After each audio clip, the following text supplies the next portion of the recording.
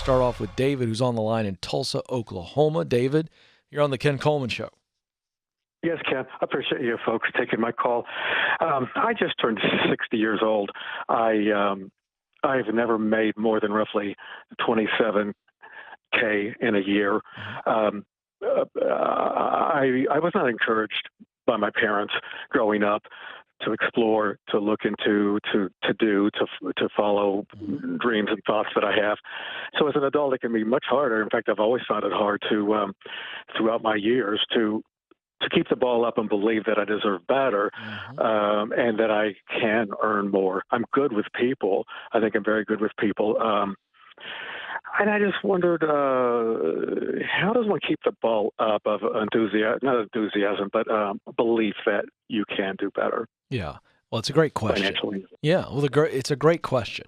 And I'm so glad you decided to call at 60, David, because I'm believing in a great future for you. And I want to detail that. Let's see if we can figure that out. But the answer to your question is clarity.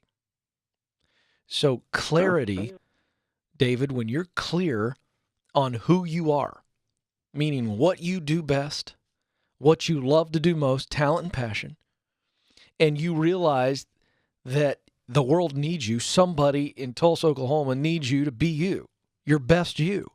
And so when you realize that you're not a mistake and that the creator of the universe did create you specifically to do something that you're good at and that you enjoy and that you can make money doing it, a lot more than $27,000.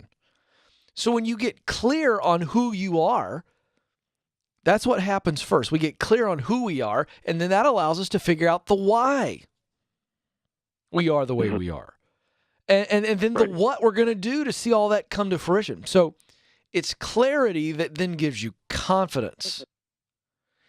And that confidence builds as you walk along the path. And then, David, when doubt strikes, when fear strikes, when insecurity strikes, you retreat back to clarity.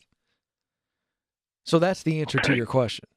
So the question becomes, what do we need to do today to help you get that confidence? Are you clear on what you do best and what you love to do most?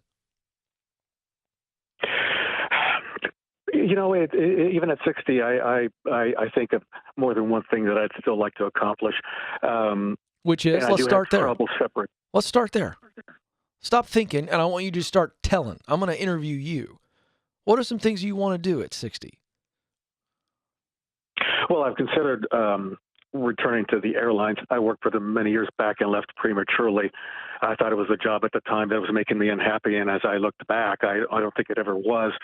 And I thought, well, maybe there's a chance for me to go back and make up for having left, an industry that I love. So what did you do? What did you do that you loved in the airline industry? Well, at the time, I was a ticket agent. Right. But then I see myself in other avenues. Like what? Serving is a very broad subject topic, and it can fill many different things. Sure. And I do have trouble sometimes bringing that down to a couple of things. Well, that's okay. Hold on. Let's stay where you were.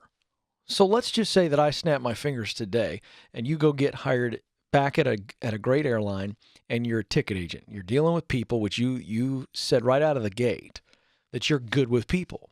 And so that's a great customer service facing role where you get to serve people. And let's say you start there, and let's say you start killing it. In 2 years, you get a promotion, and you're promoted to something else. What would you want? What would be a ladder that would excite you in the airline industry? Detail. You know, I think that moving into some capacity within HR, I've had some of my dreams come true, so to speak, in that, I was able to work for the airlines previously. I had wanted to, and I was able to. And now to see maybe somebody else, I like to enjoy seeing other people get what they go for. Mm-hmm. And I think HR would be a good way of doing that, of helping with that, of helping others. Okay. So how would you get in HR in the airline industry?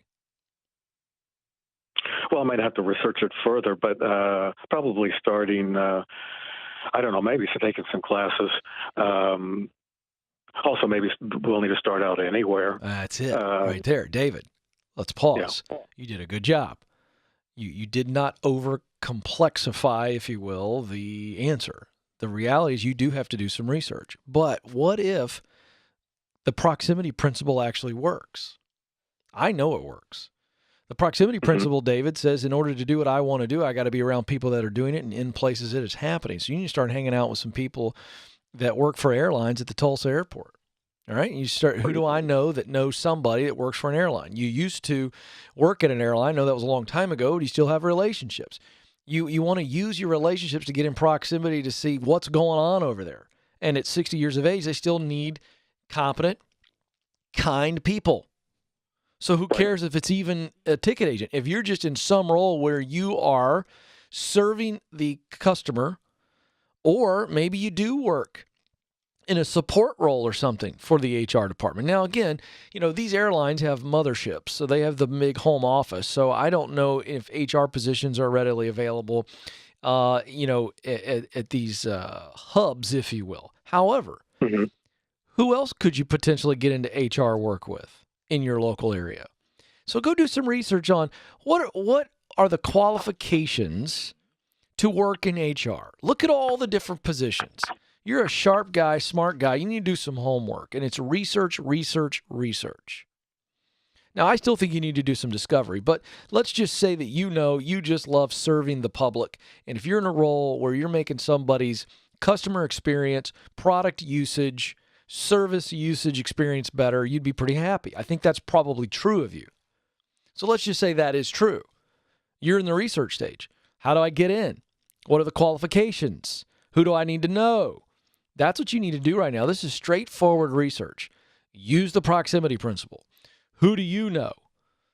Whether it's an acquaintance, a former coworker, a friend, a family member that knows somebody that works at those airlines, or that works in a company and they can do some homework for you with their HR department.